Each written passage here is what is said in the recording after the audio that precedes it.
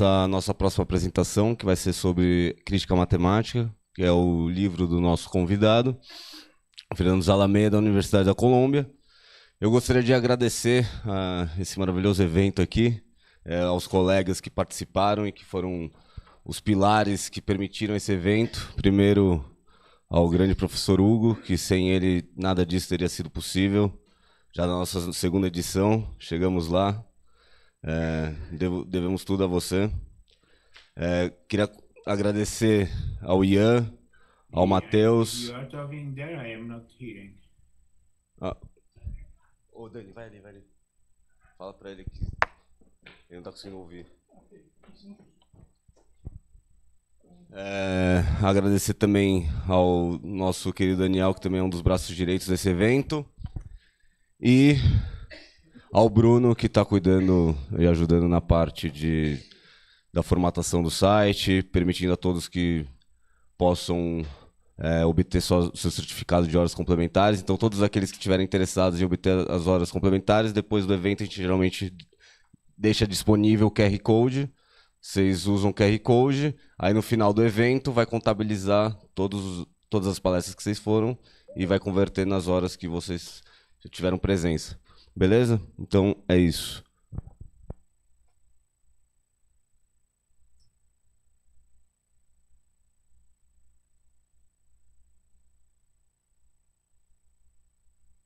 I am hearing, yes, thanks.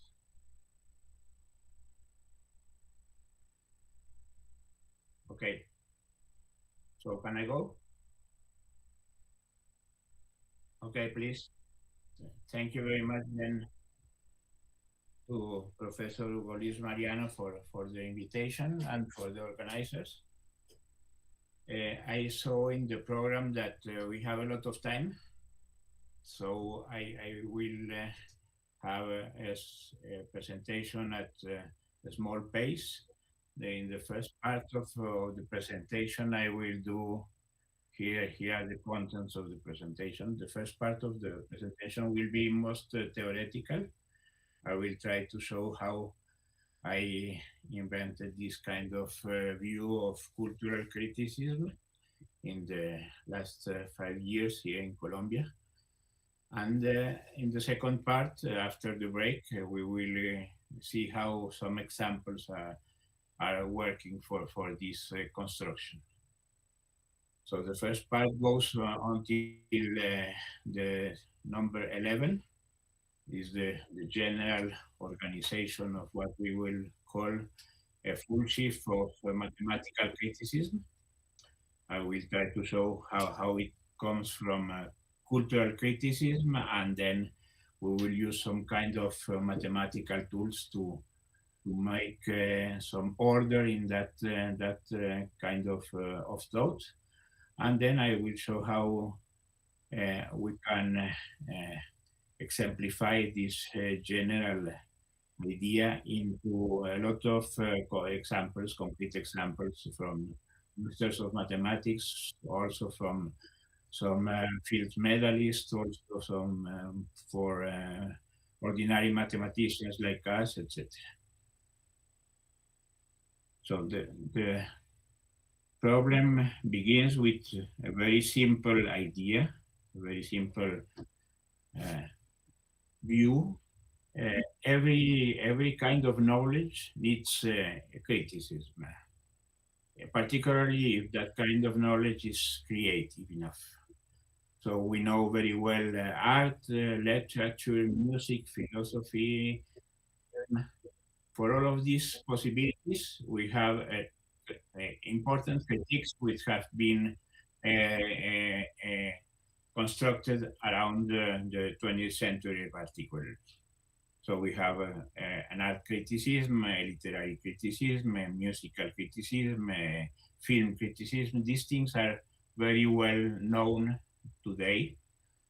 And strangely enough, mathematics, which should be a very creative discipline, we think, is as much as an art as a science. So it's strangely enough, there is no kind of mathematical criticism constructed around this. I am hearing a kind of noise in the back. I don't know what is happening there. Perhaps there is something that should be arranged there in your computer. Take away the sound or something like that.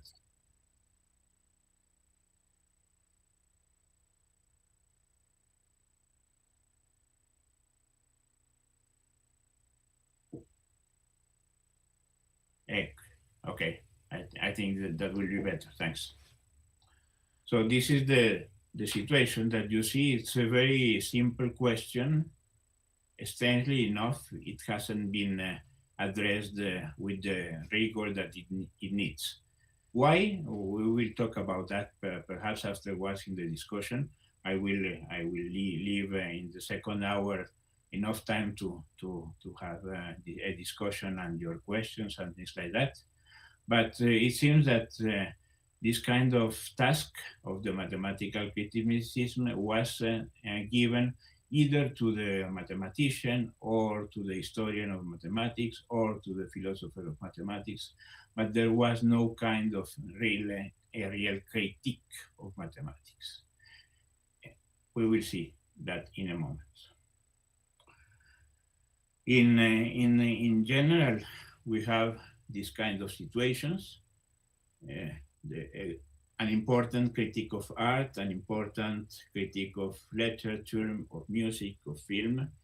And in each of them, the form and the content are well mixed together.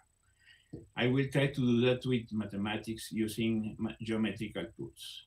In particularly, I will try to go against the usual approximation to the philosophy of mathematics, which is the analytical philosophy of mathematics from the Anglo-Saxon perspective, in which language has been very important, but mathematics has been very little used in that kind of analytical philosophy. Instead, I will try to show that if we use very natural geometrical tools, we will approach more naturally to the mathematics which is being done in our community. So this is this pendulum, this basic pendulum, beyond the analytics, which try to divide, define, and bound. We have the synthetics, which try to glue, compare, connect. The pendulum is important. I think both of the wings are fundamental. But the left wing, the analytics wing, has been extremely dogmatic in the philosophy of mathematics in the 20th century. We have tried to reverse that in part. I will use some varieties of cultural criticism. The general idea is to construct here in the first part, this field of mathematical criticism coming from cultural criticism on one part, and on another part coming from non-standard philosophers of mathematics, not the usual ones, not the usual Quine or the usual Putnam or the usual analytic perspectives, but more philosophers of mathematics which were more interested in mathematics and not in just logic or just language. Some of these German mathematical criticism were very important in the 20th century. I will insist on four of them, essentially, but there are a lot of more, of course. But I can say that some German masters around the 1930s were very, very important for the construction of criticism in the 20th century. First, Avi Warburg, in the history of art and art criticism. The Atlas Mnemosyne of Avi Warburg was a fundamental construction of the mind to understand the history of art through images. He constructed a lot of correlations of images to talk about images, not just to use the language to talk about images, but put together different images and see how the ancient themes of the art of antiquity was changed in the Renaissance, and how these oscillations and tensions between polarities were constructing a system. This is Barbour's system, the Atlas Mnemosyne system, extremely important in the 20th century, in general, in the construction of mind in the 20th century. I know that in Brazil, some of Barbour's, in particularly in Campinas, some of Barbour's writings have been translated to Portuguese. Another one is, which is extremely well known, is Walter Benjamin, probably the most important literary critic of the 20th century, with his passage, the Arcades project. He had this fantastic idea that if you go to the remainders of the cultural constructions of the 19th century in Paris, and the remainders of that construction, the material remainders, were able enough to reconstruct the complete panorama of the 19th century in Paris through the strata, to the ruins, to the residues. That will be very important for us as mathematicians. Then another construction which was very forceful was Schenker, the construction of Heinrich Schenker in music, how a musical construction of criticism was done with a lot of rigor, looking to the intermediate tonal spaces between what was a unitary motive at the depth of the great great musical constructions, and how their multiple variations produce the main constructions of music in the Romanticism and the classical music of the 19th century. And then Krakauer in film criticism was also a very important thinker who tried to understand the beginnings of cinema, of film, through a deep study of how dissolution, disintegration, and devastation of the modern times were captured by film, and how this was related to mass culture. This seem, in principle, things which seem very far apart from mathematics, but I think they are very close. I will try to show why. These four systems by Barbour, Benjamin, Schenker, and Krakauer, 1930s in Germany. Also, I will use our tradition. Latin America is a very important tradition that we should use a lot more in our thinking. Particularly, I am interested in Vaz Ferreira, Uruguayan, 1910, in which Vaz Ferreira invented a blending between razón and sensibilidad, called that razonabilidad, more in the idea of Pascal, no? The integration of sensibility and reason, the famous phrase by Pascal, le cœur a des raisons que la raison ne connaît point. There are strong reasons in the sensibility which go beyond the usual traditional analytical reason. There is something deeper than that. And this has been done very systematically by the Latin American tradition, I think, in which this thing is extremely important. We are at the margins, but that is very good for us, I think. It's not something which should be considered as a problem, but on the contrary, since we are at the margins, we have the chance to go to the center and then go back to the margin. And in that iteration, I think that most of the most interesting constructions of thought in general, of literature, is clear. And I think also in mathematics, that seems to be interesting for some of the most interesting logicians, for example, of Latin America, Newton da Costa or Javier Caicedo, for example. The tasks of this thing which should be obvious, but it is not obvious at all. What should be the tasks of mathematical criticism? I think at least 4 of them. To view, to look really at the important works of mathematics. That doesn't happen enough. When we do mathematics, we look a lot at secondary literature or tertiary literature or our courses in our universities, but it's rare that we go back to the masters, to the real masters of mathematics, to the Galois, the Riemann, the Poincaré. We don't read them enough directly. So one of the first tasks is to really look at what is happening there, not through the secondary literature, but go directly to the roots.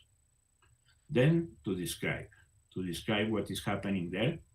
We have to do an exercise to try to show to the public in general and to ourselves what is happening there, what are the forces in play, the mathematical inventions in play. Then the third one I think is extremely important. It isn't done at all, to calibrate the achievements of the mathematical works, to compare, to stratify these achievements, to construct the scales and maps of mathematical creativity. I think this in general has not been done because we are a little afraid to compare ourselves with the world or with ourselves or within our community.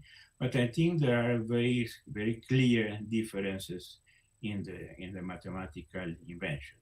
There are strong, important mathematical creations, and there are lesser mathematical creations, and that can be more or less calibrated, not in a perfect, exact way, but with a good enough representation, we will see.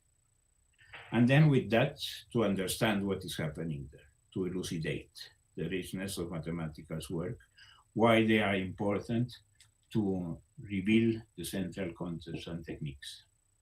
These, I think, are the tasks of mathematical criticism that are not done either by the mathematician or by the historian of mathematics or by the philosopher of mathematics. Each of them has a different way of approaching the problem, but I think the critic should try to at least work on these 4 fundamental forces, and this is what I try to show how can it be done. In simple lemmas, I will call that the triple H. Orotics is like it's a construction that we are trying to develop here in Colombia in the last 15 years. Is something between analytics and synthetics. Analytics clearly decomposing, synthetics clearly recomposing, but what happens in the middle? What's the systematic study of the frontiers, the systematic study of mediations? That hasn't been constructed yet. We have been calling that the orotics. Euretics is the way of discover things, and the heuristics is the way to invent. So there is a back and forth between discovery and invention, which is very important for the philosophy of mathematics, and which has often been more complicated than necessary. So to understand what happens between invention and discovery in the middle ground is one of the main tasks of mathematical criticism. And then the triple T, we call, we want to construct a topography, a different understanding of the different strata of the world of mathematics in particularly. Then in the topography, the topology will be fundamental. And using topology, you will get a typology which is useful to understand.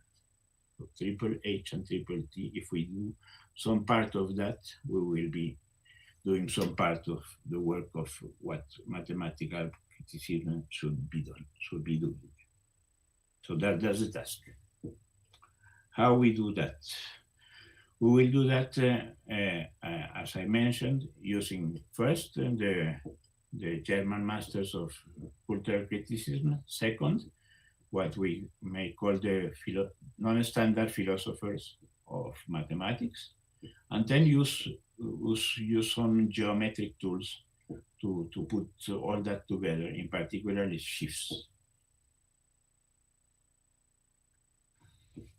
So if we begin to simplify a little, the five central forces of criticism that I mentioned: Warburg, the theme of oscillation, the back and forth of images from antiquity to the Renaissance. Second, Benjamin, the theme of residuation, how the residues, the material residues, can capture a whole panorama of the culture of 19th century. Schenker, the integration of the different levels of musical composition. Krakauer, the fluxion of images in cinema. And Latin America, the problem of the boundaries of the margins. So these are five basic forces which we can begin to mathematize a little. Oscillation is related to curves, very simple for the moment. Residuation to singularities, integration to different strata, fluxion to the fluxes of understanding, marginalization to the borders. So we have curves, singularities, borders, strata, fluxes, which come directly from the masters of German criticism and Latin American criticism. Of course, we could arrive to these basic ideas from other ways, but I was interested in the construction of the system, that the system came naturally from what was known in cultural criticism before. So this gives us this basic, what we will call the basic plane of mathematical criticism. The first, very simple approach. We will be interested in the relations to softness, to curves, so softness and continuum to curves, singularities and discreteness to the residuation, then structures and invariance to the different integration and strata. Then we will be interested, of course, in morphismal variations related to the fluxions, and around the borders and the marginalization, all the deformations of the contemporary mathematics. So in this very, very simple basic plane for the moment, we are coming from other criticism to get this natural first basic plane. We will try to understand what happens with this plane. Continuum, discretes, variations, invariants, nets. We can arrive, as I mentioned, to this from other ways, but my goal was to show that there is a natural connection to cultural criticism in general. So we have this plane.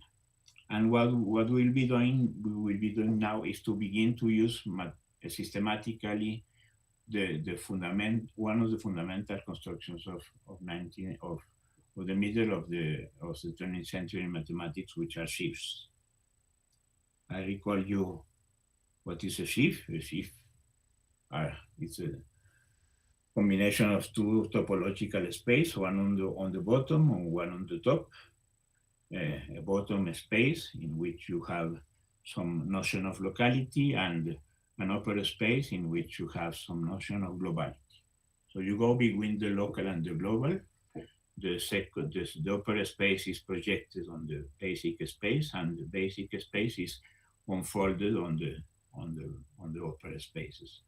The inverses of the points in the bottom space are the fibers, and the inverses of neighborhoods on the bottom space are sections. So there is a construction, a vertical construction, and then a horizontal construction. Between the vertical and the horizontal, between the local and the global, the shift is going to give you the basic information or to understand a construction of mathematics. In 1945, they were invented in a concentration camp by the French school in France, and then we had the École Normale Supérieure in France, which developed them a lot in those times with Cartan, Serre, and Grothendieck. They became very important. They appeared everywhere. Many important constructions in mathematics from there are related to SIS, in particularly the famous resolution of the Veil conjectures by the Grothendieck school are related to toposes. Toposes are combinations of shifts in a global structure. So these are very, very simple but deep geometrical tools in which the local and the global are related together.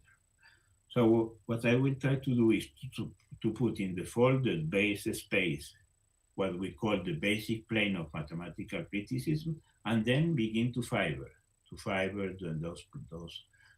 that basic plane, and we will see that we will go very far, very quick. For example, here, let's take the basic plane of mathematical criticism. This is the plane to which we came after we read the German masters. If we fiber this plane, we obtain a sheaf, the beginning of a sheaf, in which in the top of the plane, you have important fibers which are related to really important things of mathematics. For example, a fiber be above softness which is related with what we would call positive mathematics. Things which are soft, continuous enough, in which things behave well. Proofs, definitions, zeros. Contrary to the singularities, in which singularities are fibered in what is usually negative in mathematics.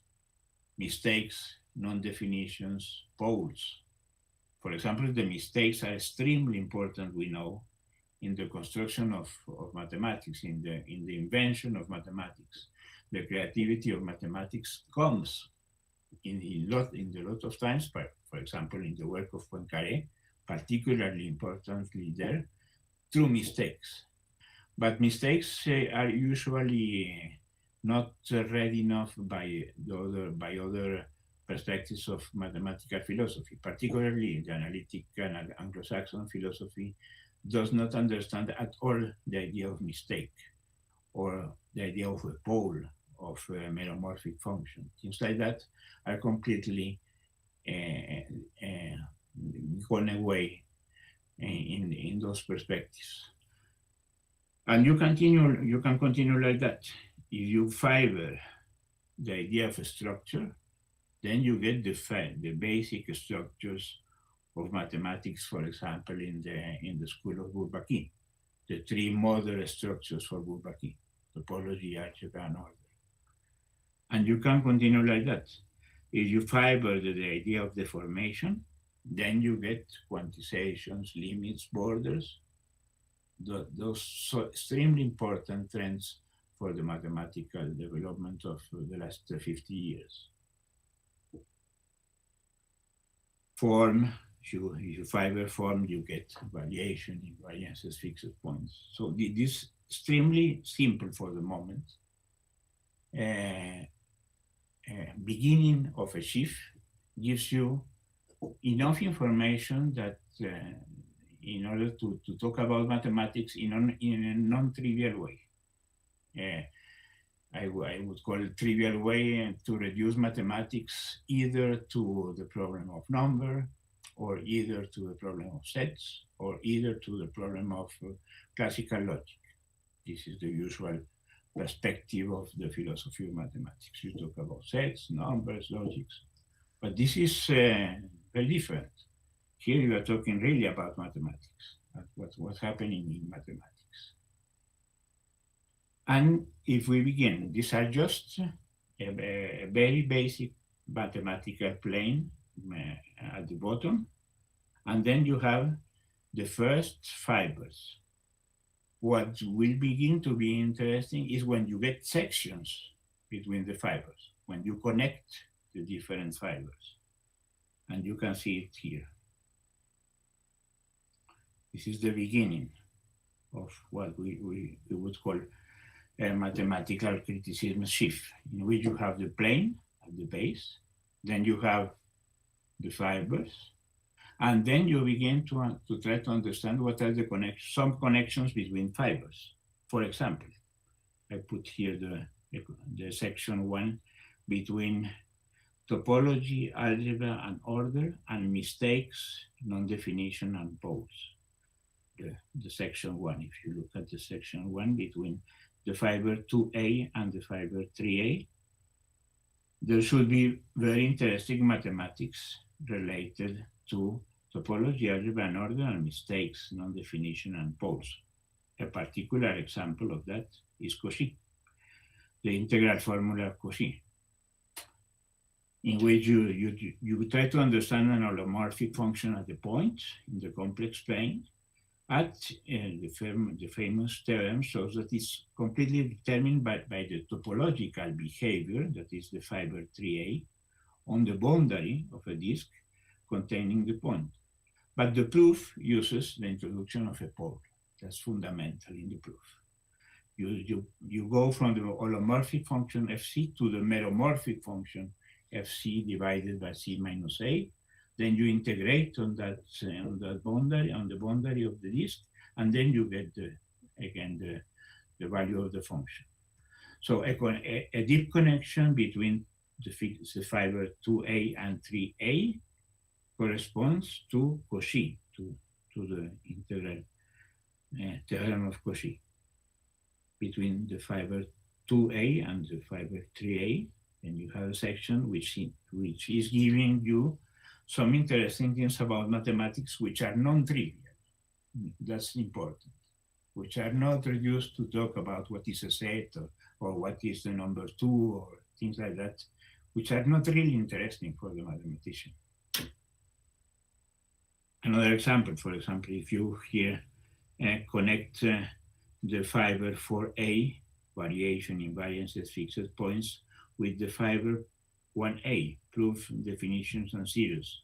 That gives you a lot of things, but immediately it gives you the idea of Galois. How are you going to understand the understanding of the series of a polynomial using the variations, the invariances, and fixed points of the extensions?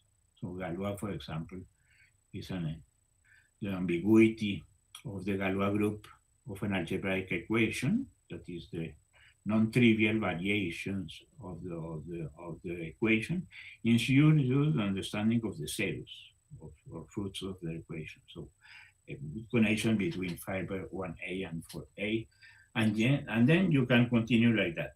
I will not continue here if you are interested then in the questions and the discussions, but you can see that you can quickly, with not a lot of work, get interesting sections between the fibers, and those interesting sections between the fibers gives you an understanding and a description of important mathematics behind.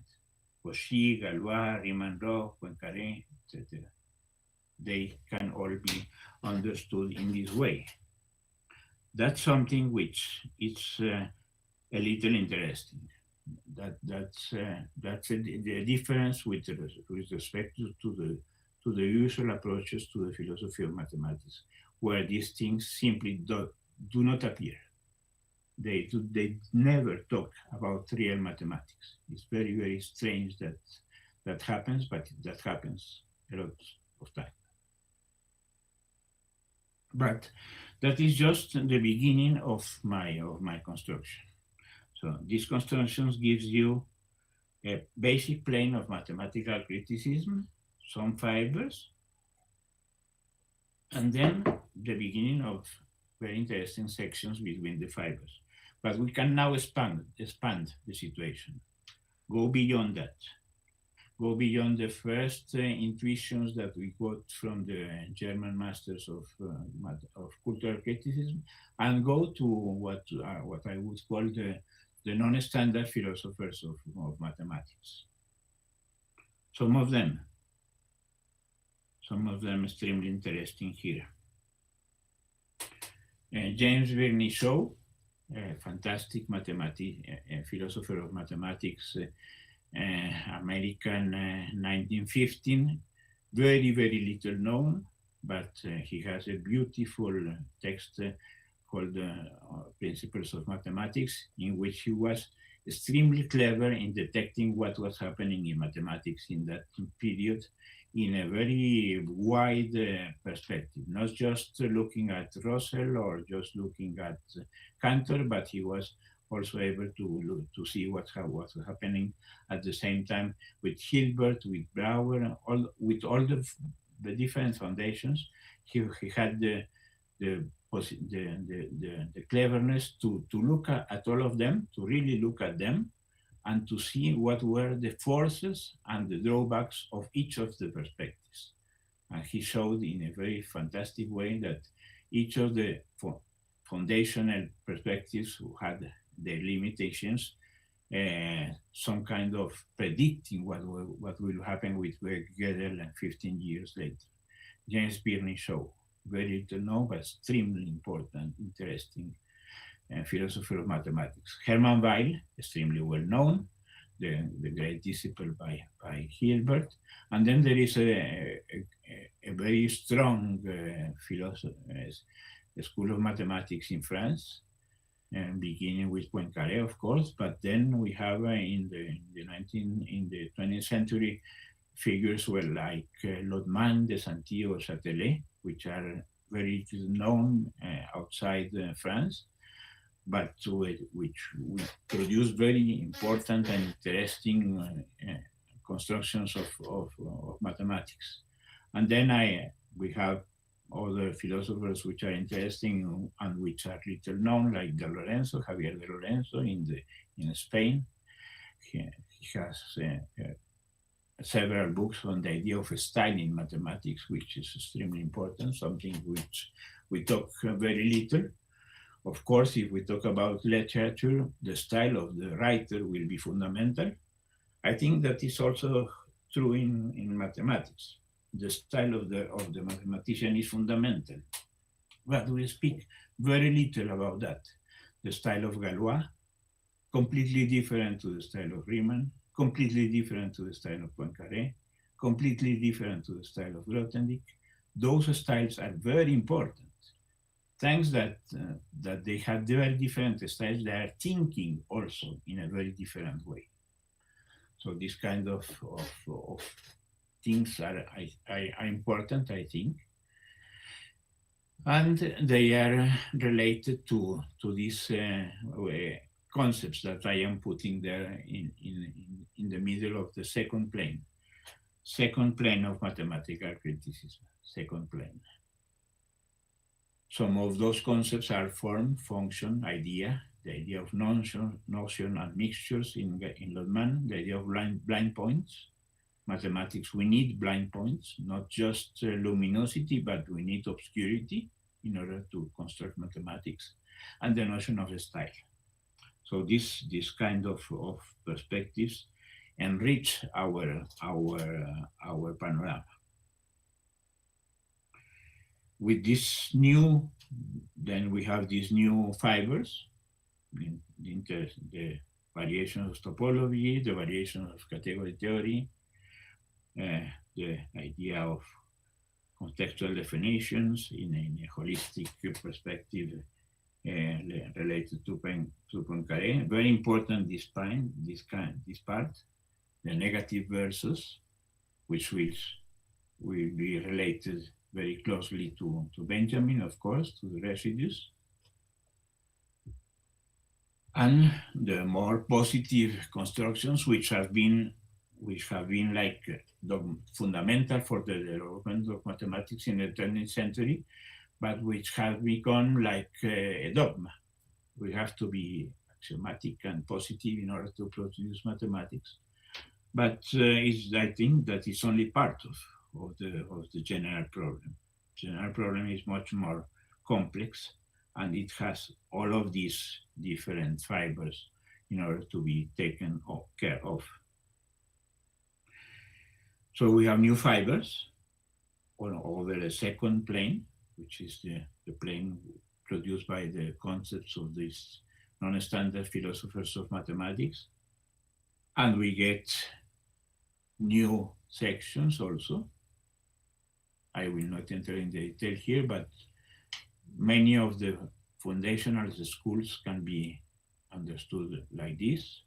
The work by Poincaré or by Hilbert to try to produce different bases for mathematics, the incompleteness of Gödel, and then afterwards the toposes of Grothendieck, or now the types of Vygotsky. All of them can be seen as sections between this fundamental second plane of mathematical criticism. But we haven't finished yet in the construction of the theoretical part. We had first the basic plane of mathematical criticism produced by an extrapolation of what happened with the German masters. Second, we have a second plane of mathematical criticism produced by a look at the non-standard philosophers of mathematics. And third, we can do a small analysis of the basic questions of what is mathematics. So if we do a basic, very basic understanding of what are the different definitions of mathematics, then we have the standard ones.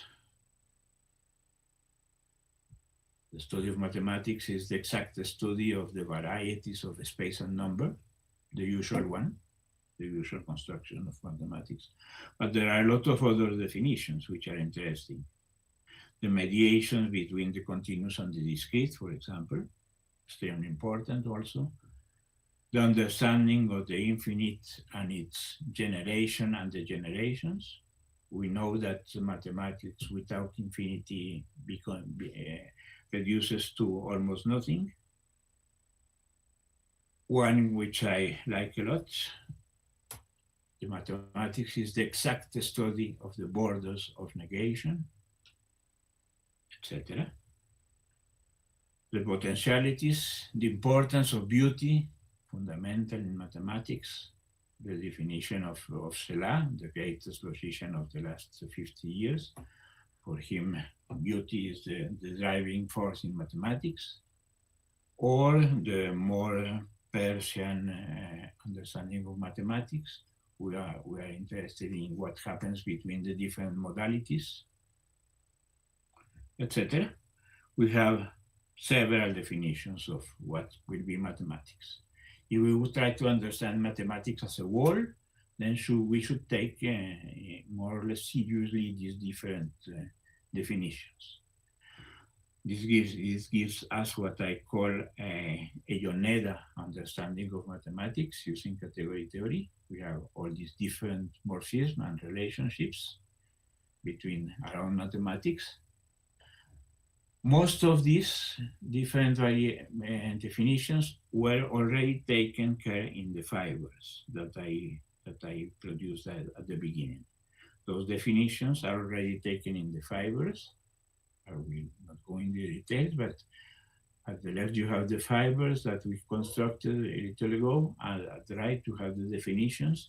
They are related one to the others, but in my previous construction, some of these definitions were not taken care.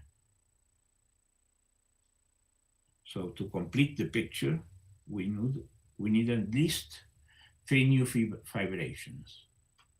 The infinity, the fiber of infinity, and the generation of the infinity, the fiber of the summum bonum, that's the ideal of beauty, which fundamental for a mathematician, how mathematics goes between materiality and abstraction, and then the fiber of the transit of modalities, at least some of these. This gives us finally, and I am fairly finishing this first part, this what I will call then the full shift of mathematical criticism, in which we have at the bottom three planes of mathematical criticism bonded together, and all of them fibered in interesting ways. The important part for me here is that with this we will get a more or less fair understanding of what is mathematics, and not reductionistic understanding, either to sets or either to logics or either. We have really the variety of mathematics. We can see it here with the breakdowns. I will read it. We have the first fiber, the importance of proofs, definitions, and zeros. The second fiber, errors in definitions and poles. In the third fiber, the topologies, algebras, and orders, the Bourbaki structures. In the fourth, variation, invariance, and fixed points, the understanding of mathematics as unity or multiplicity. In the fifth, the quantizations, limits, and edges. These were the first fibers that we picked down. And then we have a lot of other important fibers. The varieties of topology, algebra, and logic, the understanding of mathematics through categories, the understanding of mathematics through sets, the understanding to mathematics through good positive definitions, the understanding of mathematics through mixtures and contaminations. The contamination is extremely important for the mathematician. We are not interested in just in purity, but on the contrary, to the contaminations between topology and order, for example. What mathematics understood through the negative part, through residues, blind spots. Mathematics understood through the architecture, the fiber 7a, etc., etc. The infinity fiber, the go back and forth between the sense and the sense in understanding the modalities. So if we put all of this together, we have a representative, I would not say complete, but fairly representative understanding of what is mathematics. It is different from the usual perspectives in the philosophy of mathematics. I will be through 5 minutes more. These fibers can be the different fibers here, which are related, understood in a topological way. We have the bottom part of the criticism, then we have the fibers, and then we want the sections between the different fibers. This is the shift, theoretic and topological perspective, but each of the fibers can at that time be ordered to introduce an order between the different fibers. This is one of the possibilities. You can, between the fibers, introduce some things which are interesting, particularly, for example, here, the importance of the style, which is not usually looked for, or the importance of the reverse, understand mathematics through inversions, extremely important idea. Mathematics without inversions seems to be of little interest. Inversions all the time, important. Fundamental beauty. Without beauty, there would not be real mathematics. These things can be ordered together and connected together. This will be what I will call the lattice of the fibers. Finally, this gives us these two tools. and I will, in the second part of my presentation after the break, will show you how these tools, these two fundamental tools, can give us a good panorama of the differences of creativity in mathematics. So the first tool is what I call the calibration table. I am calling that a shift music, recalling us the music of the spheres of Plato. Now we have something different, more complex, the shift music. This you will see in a moment. This is like a keyboard in which you put in this keyboard some movements of the fingers. This gives you some kind of interesting compositions and melodies between the different parts of mathematics. And then we will have these lattices, and in these lattices we will get some kind of information about the construction, about the structure. Then we will have some correlations between the topology and the order. This first part will be what we may call the intrinsic force of the opus that we will be looking on. But then beyond the intrinsic, there is the extrinsic, how this opus is connected to the society or the history around, or how it has have a lot of influence or no influence, what happens with that part. That can be also measured, in a sense, thanks to this kind of ideas, the texture, the connectivity, the novelty of the construction. And if we put all of this together, this is just a simplification of something complex. If we put all of this together, then we will get some kind of number which will give us the richness of the structure. The number will be very vague. It is not something exact that we are completely producing here, but it is vague enough in order that we will see the neighborhood of what is a great mathematician, the neighborhood of what is a very good mathematician but not great, the neighborhood of a nice mathematician but not very good, and in the neighborhood of my work, not very good, etc., etc.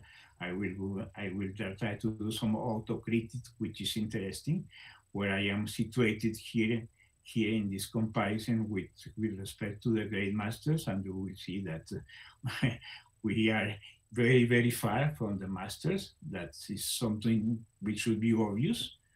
But it's important to be said, and it's important for each of us to know where we are situated, how much we have to do in order to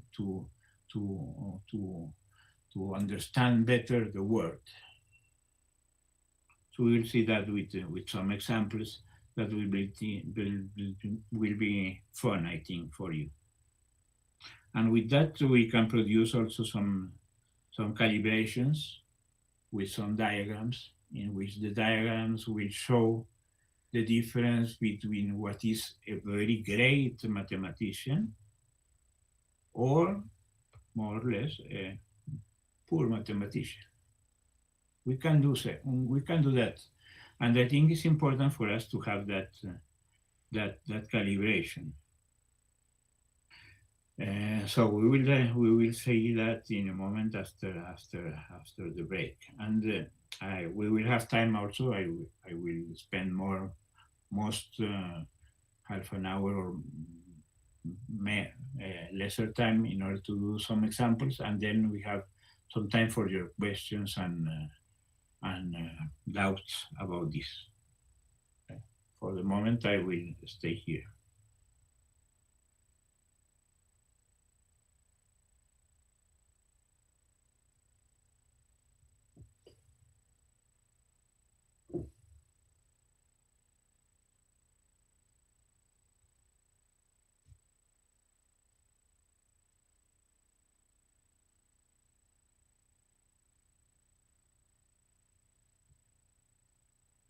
Okay, we'll see in 13 minutes. Thank you.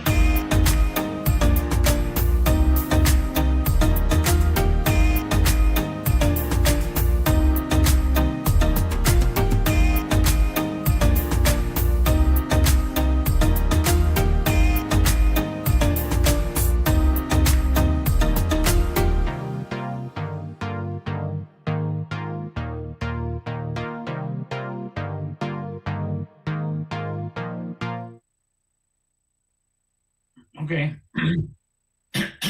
Thank you. So we were here in this calibration table, which is divided in two parts. The first part is what we may call the intrinsic richness of the work, independently of the environment, how it can be, in a sense, calibrated, and the richness of the work.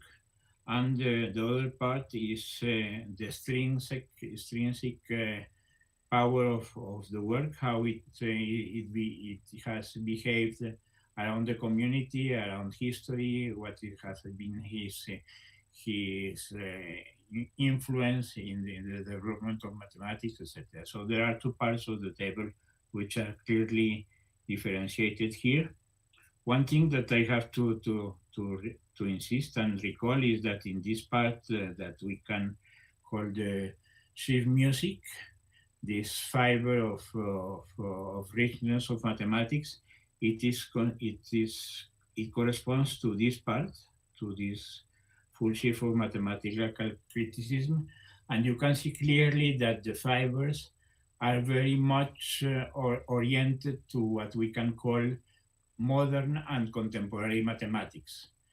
You see there things like topology or algebras or categories or residues or axiomatizations, bases, ordinals, things like that happen in modern and contemporary mathematics. It clearly doesn't happen in the mathematics that came before. For example, antiquity or Baroque mathematics or things like that.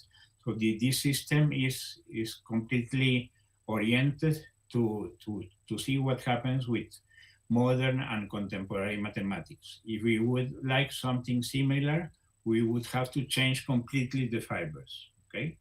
This is one of the many drawbacks and many limitations of the systems.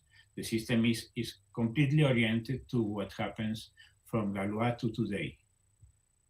This is because I am more interested in that part of mathematics, but if we want to do something like this for antiquity, then we have to change completely the sheaf music for antiquity or the sheaf music for the Baroque times, etc. So let's see some examples of how this works from Galois on.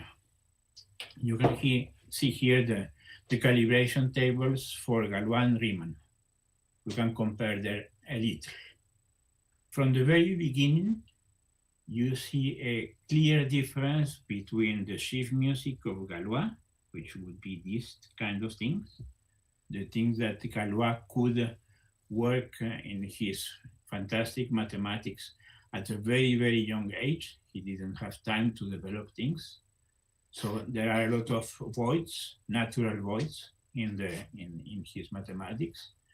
Others are very well connected, but there are voids, important voids in the fibers. Instead, in Riemann, you have something much more continuous. In Riemann, you have a real wandering through all of what would be modern and contemporary mathematics, except, for example, here the fiber 7a, which Riemann didn't develop. He didn't do an axiomatics of his work. But apart the axiomatics and the architecture, all other things are completely present in Riemann.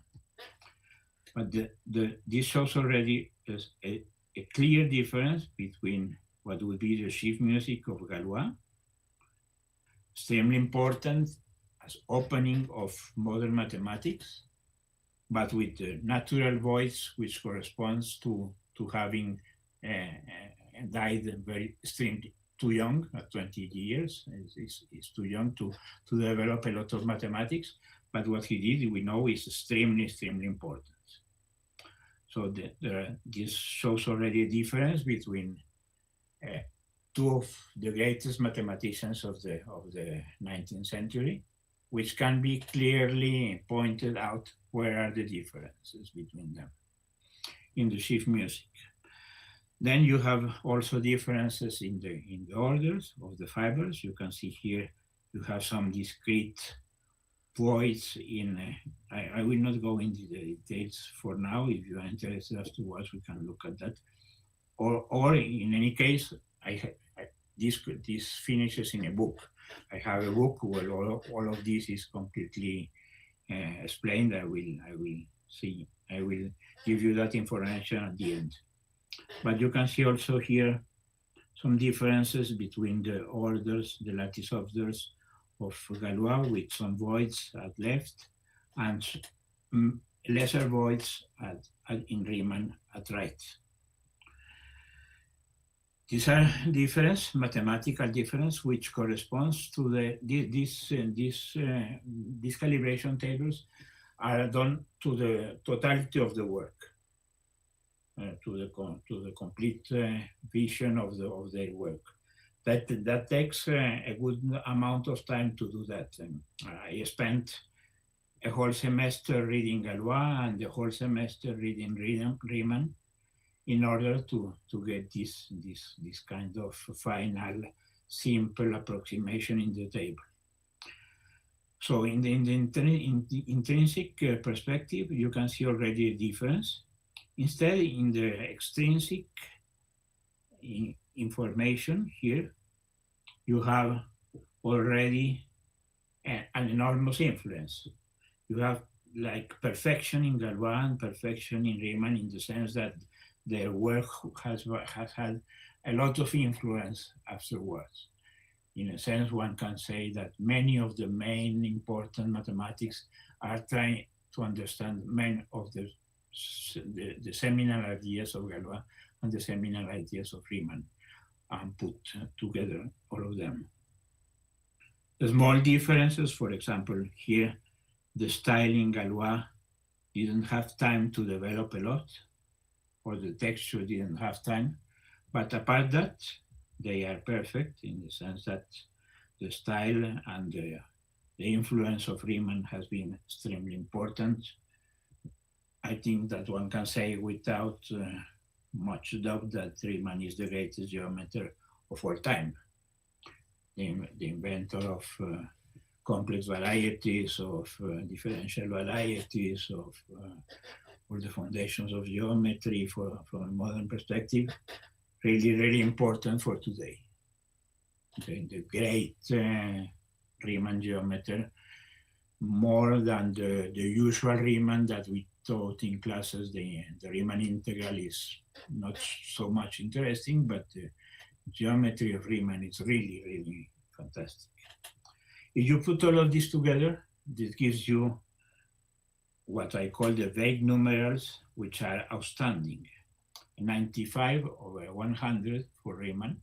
That makes him something very special, very unique, exceptional. We know, I think that we know more or less intuitively that Riemann is the greatest geometer of all time. Why? The system explains why. It's not something random.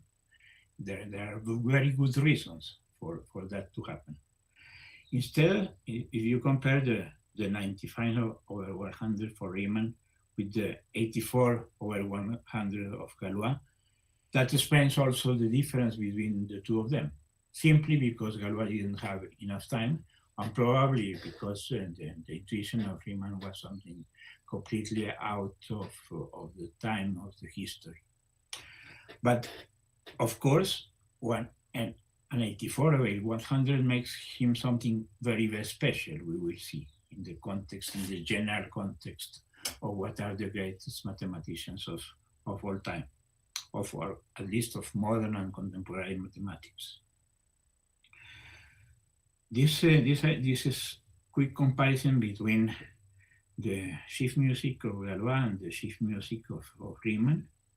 We compare with Poincaré, for example, here. In Poincaré, there are no more voids. He produces already definitions, axiomatics, which will be the fundamentals of algebraic topology for today. So there is a real continuous global sheaf in Poincaré. A difference between fragments of locality, local shifts, and a complete continuous shift in Poincaré. That will happen also with the greatest mathematicians. The greatest mathematicians will be those that produce, in a sense, very global sections, continuous sections between all the fibers, and with lesser and lesser voids in the structure of the orders, and lesser voids in their influence. For example, here in Poincaré, a strange form for the style, because the style of Poincaré, if you have the read Poincaré, is something very, very special. To read Poincaré is terribly difficult, extremely difficult. It is famous that Dieudonné was always fighting with Poincaré, saying that he was writing in an incomprehensible way. But the ideas of Poincaré are absolutely fantastic, even if they are not produced with an style which would be clear enough for the mathematician of today.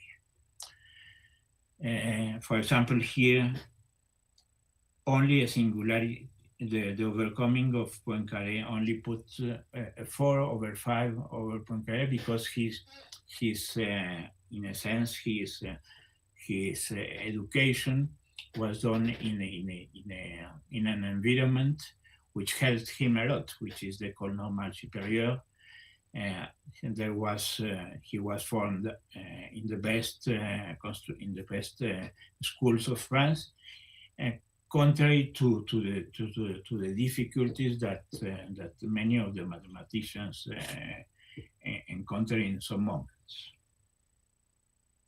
But even with all of that, that gives you a very, very high number for Poincaré, with some differences, small differences, which can be explained between the 95 and the 91, but we show them that they are in a neighborhood. That's something that I will insist. The neighborhood gives you a neighborhood of a very, very, very important, great mathematician, instead of a neighborhood of a good mathematician or a neighborhood of a mediocre mathematician. That can be more or less shown. That's part of the system, to show the differences and to explain why they are happening. So these are examples of Galois, Riemann, and Poincaré, probably the three greatest mathematicians of the 19th century, or at least the three of them who have more influence in the posterior 20th century. Understanding of Galois, Riemann, and Poincaré in the 20th century is one of the main developments of mathematics. And in that sense, the one who understood the three of them the better can be understood also as the most important mathematician of the 20th century. I think that's correct. Grothendieck. Grothendieck is like really looking at the level of putting all of them together. The music, the shift music is completely continuous in a very, very strong sense, much even than Poincaré, and all the voids disappear in his work. He really covers everything. He really covers everything from the very more concrete examples of complex geometry to algebraic geometry, to topology, to functional analysis, to the construction of categories, derivators. He was really a mind who covered all of mathematics, all of the great mathematics that came from these masters. You put all of them together, and then you get Poincaré with the idea, with the new ideas of Poincaré, that you can do all of that with category theory. So that gives you something completely exceptional. A really, really mathematician which seems to be at the top, at the very top of mathematics. You want very concrete mathematics, you get them in Grothendieck in his PhD thesis. You want very abstract mathematics, you get them in the derivators at the end of your life. You want something concrete and abstract at the same time, you have the toposes, which sort the Bell conjectures. You have something exceptional. That gives you an exceptional number, something which is close to perfection. It's very, very difficult to go beyond Grothendieck. I have done the exercise with many mathematicians in my book. I have done 30 examples of studies of mathematicians, and no one arrives to something like this, because he is really something exceptionally unique. But a 98 for Grothendieck and the 95 for Riemann shows you already that these two are really something. If you want to go deep in geometry, then you want to go to Riemann and Grothendieck. But then you can do that exercise with other very, very good mathematicians, extremely good mathematicians. Fields Medals, of course, is a very good mathematician, exceptional mathematician. But is he at the level of the great masters, of Galois, Riemann, Poincaré, Grothendieck? I can certainly say that no. Of course, no. It's very different. It's very different to be a very, very good mathematician and to be a master who has changed mathematics forever. And I have done the exercises with 3 of them. In my book, I have some other examples. 3 of them. One is Kohn. No, here I put Kontsevich. In my book, I have Kohn also. Kontsevich, which is one of the most important mathematicians of the last 30 or 40 years, particularly around his work of quantization. Extremely important, that part, which was one of the things which our system of mathematical criticism captured in a moment when we were looking at margins, borders. Kontsevich. Here I am looking at the work of the field medal. I have to say that in these calibration tables, we can do several things. We can calibrate the whole work, the complete work, or we can calibrate one particular article. For example, the article of Riemann about the zeta function. That would be a different, of course, calibration than the calibration for the complete works. So every table is related to some part, or to the globality of the work, or to some specific article, for example, the Memoir of Galois, or the article by Riemann on the zeta function, or the article by Poincaré on the analysis situs. We can do both things together, and this gives you different calibrations, of course. Here are the calibrations given to fields, to the fields medals, to the work of the fields medals, to the work which produced the field medals, not what happens afterwards. The field medalist can have afterwards an extremely important development. Some of them have done very, very good work, important work after the fields medals. Some others no. For some others have in some sense stagnated after the field medals and not produced something new afterwards. So it depends on the person. Kontsevich is one of the persons who have advanced a lot afterwards, but this is related only to the work of his medal. You can compare, for example, the calibration for Kontsevich, for the calibration for Misha Kani, the first woman fields medal, an extremely important work also, but also caught by age. She was dead too young at 40 years. Or the work of your Brazilian medalist, Phil Avila. You can compare, for example, what is the chief music for Kontsevich. something which covers a lot of things, very continuous with the sheet music for Avila, an extremely important mathematician also, but clearly at a different level. You can see the different levels. This is the system. This is a system which can say those things. If you do that in a casual conversation, you will not be taken seriously. Everyone has the same right. Everyone is a good mathematician. Why to introduce some scales? But I think the scales are important, and the scales show the richness or the poverty in some sense in some of the constructions that are being done.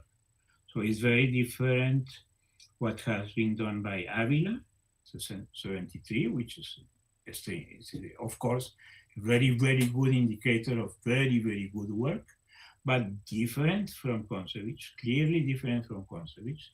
The influence of Kontsevich in contemporary mathematics is gigantic. The one by Avila is more or less restricted, not so important. And you can do that, you can continue to do that in several levels. You can do that with ordinary mathematicians, for example. I took the liberty to play a little with my colleagues here in Colombia, my advisor, Javier Caicedo, which I think is probably with Newton da Costa the most important mathematical logician of Latin America in the 20th century. Extremely good mathematician, extremely good logician. He has produced a whole school, beautiful papers in mathematics. But it's the work, in any case, this is the PhD thesis of Javier, looked through the system, the PhD thesis. It has some moments of continuity, but it has also clear voids in the construction. The influence, for example, is here much more less than the great mathematicians or even the Fields medalists. So that gives you the extrinsic information is much lesser than the great ones. That gives you finally, for the PhD thesis of Caicedo, a 65, which shows that it's a very good work, but not as it should be at the level of a Fields medal, and very far away from the level of a great master of mathematics, like Riemann or Grothendieck. It is important, it is more or less clear for all of us that things are like that. But why? Why? And to explain why is that is the purpose of what I was trying to do. I compare that with another colleague, which are very good friends with him, which is Andrés Villaveses. Andrés Villaveses was extremely good model theoretician and theoretician here in Colombia, the main heir of Javier Caicedo here in Colombia. His PhD thesis produces for my system a 57, which is something clearly different from Caicedo, and I took the liberty to play with me, which is extremely scattered with a lot of voids, a very mediocre PhD thesis by Zalamea, and that PhD thesis produces a 49, as it should be. So there are clear differences between a very good logician in Latin America and a more or less mediocre mathematician in Latin America, Zalamea. There are clear differences, and they can be explicitly shown together in the system. But you can go again with many other examples. Examples in our journals. This is one of the main problems for today.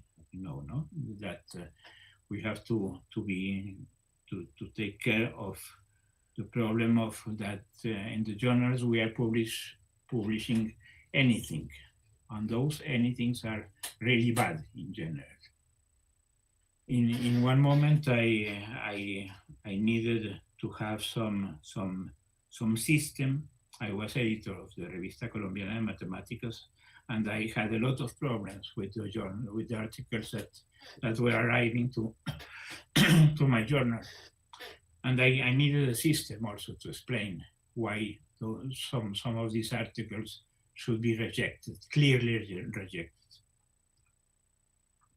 Some examples. An example of this journal that I am talking about, Revista Colombiana de Mathematics. You see the music of ships, and it's extremely bad.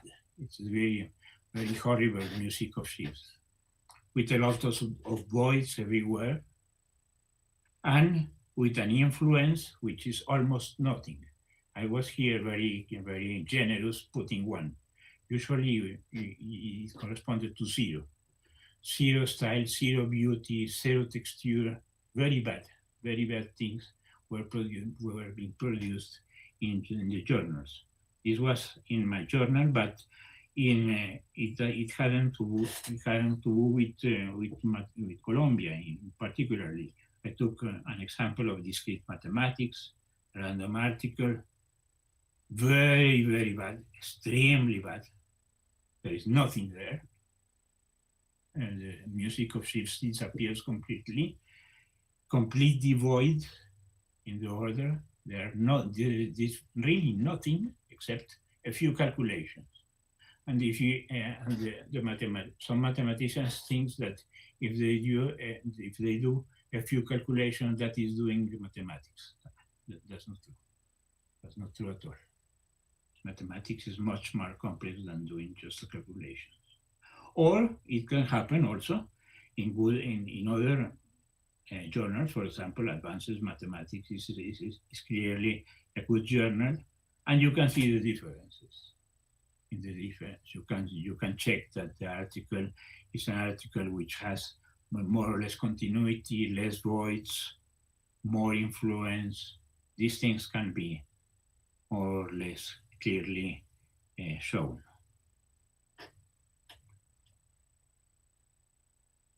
I am finishing quickly. These things can be shown, for example, with a quick glance, with comparative calibrations, with the radar tables. In here, for example, you can see Grothendieck in yellow, a very big picture, covers a lot. Galois covers less, and it shows what is covered and what not.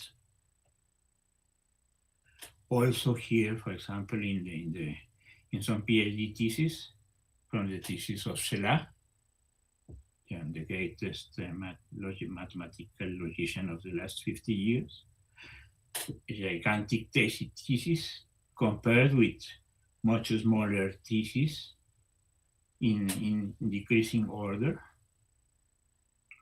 or nice articles, for example, the one from Advances Mathematics, compared with very bad articles which go around zero. These things can be, if not completely and exactly measured, at least pointed in a more or less reasonable way. This typology is a reasonable assessment of the situation, in which you have very, very gigantic mathematicians, Grothendieck, Riemann,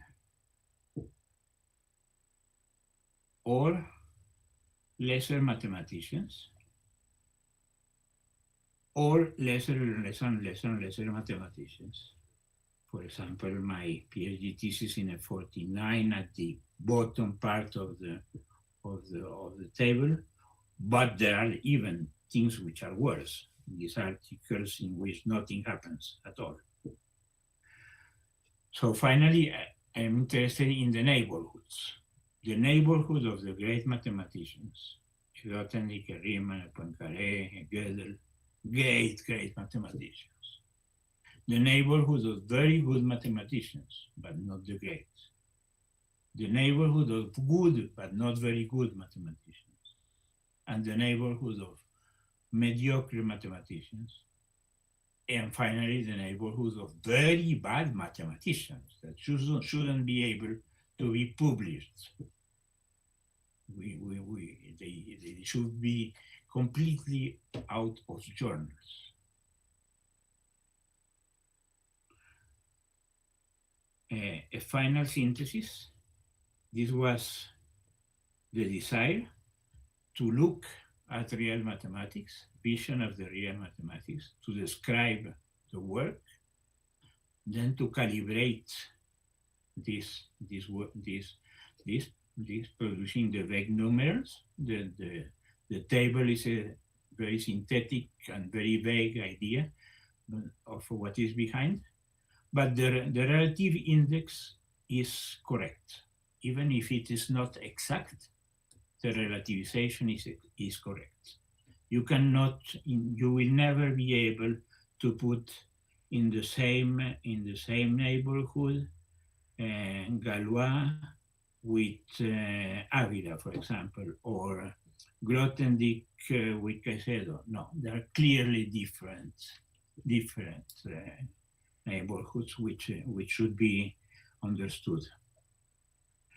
This is the part of the method charts which I think helps to produce this topography of mathematics that I wanted, the typology and the topography. And it should be also said that there is a center limitation that I think here is important, center limitation, assessing these heuristics and heuristics. This is the thing that I think I did for semesters for some of these mathematicians, depends on the particular idol of the critic. This is what I saw.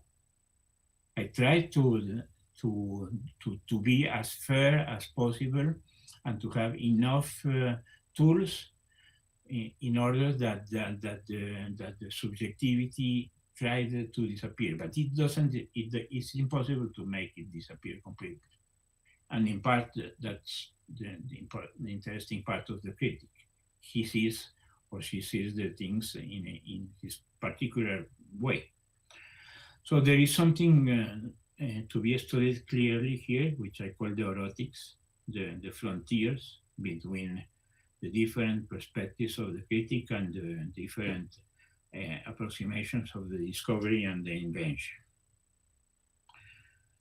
All of this then has been put together in this book, Crítica Matemática, which has appeared a little time ago, and everything is written down with more or less care there. You have 300 pages in which all of the examples are explained with more or less care. I try to be as careful as possible with the examples, trying to explain why each example produces that particular table, etc. You have here the masters or the Fields medals or the particular texts of the masters, or the play with the PhD thesis, or the play with good and bad examples of publications. All of this can be read in this book. My tradition has been to be writing in Spanish, because I think this is the language that I know. So I write in Spanish, but for you in Portuguese it will be easy to understand. So I finish here, and we have some time for your questions if you're interested, or comments. Very welcome.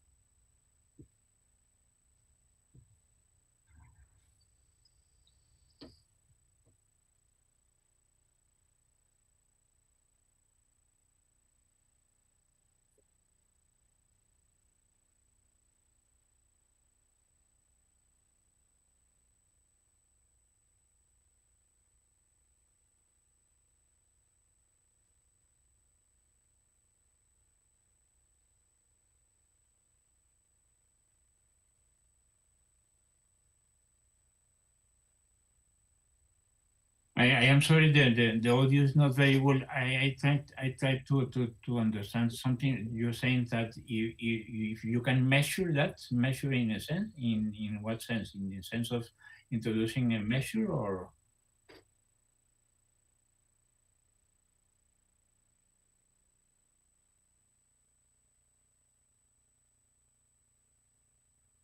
The classification is, yes, we have this classification.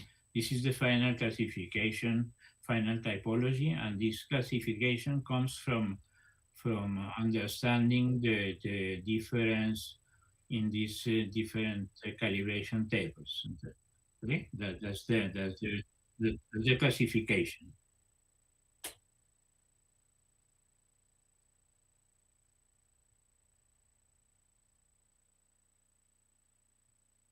I am sorry, I don't understand very well your question. A method for classifying? Yes, here. This is the classification. The classification method is this one. Is to introduce to introduce this shift in the work, in the particular work that we are looking for. So we will be looking in the particular work if we have proofs, or if we have singularities, or if we have residues, or if we have infinities, etc. And with this classification, then you will get the different sections between the fibers. This is the method.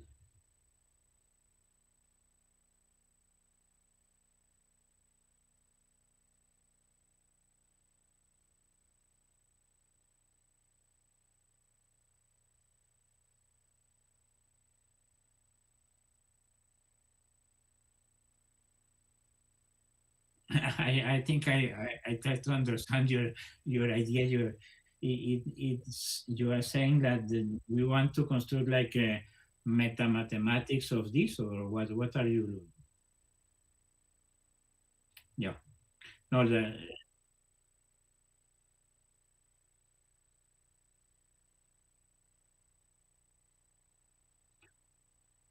okay. No, there is no mathematics here. What is here, and I try to show that in the beginning. Perhaps I can show it here. I am not doing some kind of methodology or mathematics, but using the mathematical tools to understand mathematics. In this part is geometry, shifts. I am using shifts, or I can use categories, or I can use topologies in order to understand the classifications of mathematics, the richness of mathematics. But I am not doing a meta geometry or a meta mathematics here.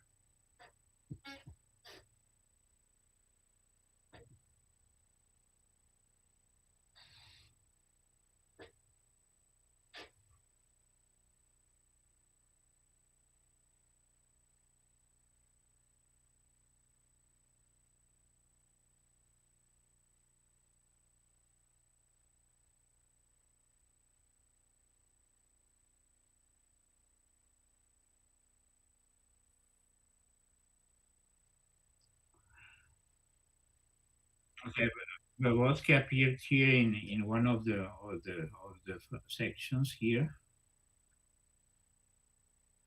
For example, here there are many ways these graduated mathematicians can appear. For example, Vygotsky appears naturally here as a section between 3a and 4a, and if we go back to 3a and 4a, that means between conceptual variations and contextual definitions. So the types here, instead of doing variations from the perspective of sets, you do the perspective of types, and then you try to introduce an architecture of a contextual definition of the architecture of types, and then you get naturally to Vygotsky.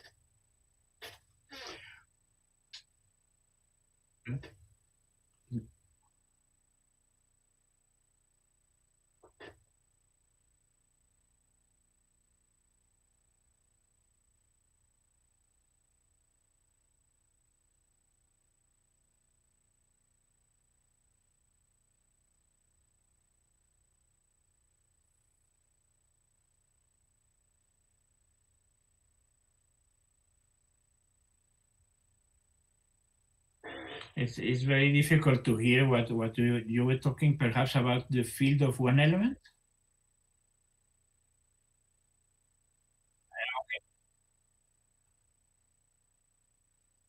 Okay, well, that's a very good question. I in my examples I didn't work with the field of one element, but it should appear in some moment very naturally there in some construction. For example, the field of one element has become extremely important in Kahn's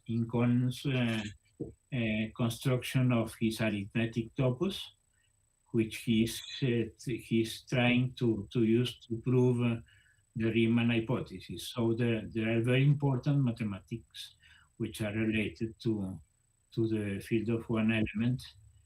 It should appear here in somewhere, but I didn't do it exactly the calculation. That's a good problem. And of course, this is just like a way of showing examples of how this works. There are so many beautiful constructions in mathematics that of course, I couldn't cover but a little example of them. But I will think about that. That's very nice. Thanks.